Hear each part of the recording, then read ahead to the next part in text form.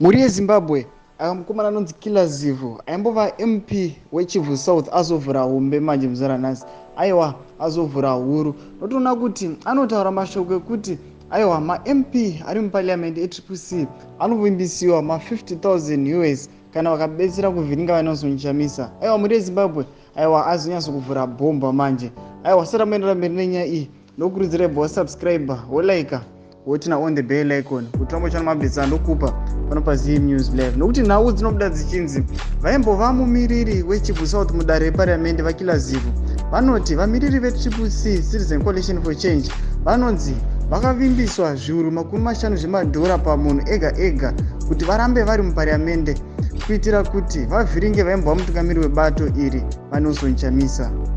Saka nhau dzinoendera mberi dzichinzi vamiririri veCCC vanonzi vakavimbiswa 50k pamunhu kuti varambe vachishanda muparliamente uye kukanganisa urongwa hwaChamisa.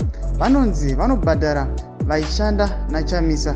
Kana muchida kuziva zvakawanda bvunzai kuna madam kare naNcuve vanodaro vaZivhu. Saka muri yeZimbabwe ndo mashoko anoitwa naZivhu. Aiwa atora mashoko atovhundutsa vanhu kuti anombotemba neiko Zivhu uyu anotora mashoko akadai. So muri yeZimbabwe chimbotiudza mafungiro ako unoti kudii pamusoro pemashoko ayakataurwa naZivhu. Pina mucomment section medu tudze mafungiro ako. Aiwa usakangana kusubscribe, kulike, pamwe nokutina on the bell icon kuti tambocana mabhitsi anokupa pano paZim News Live.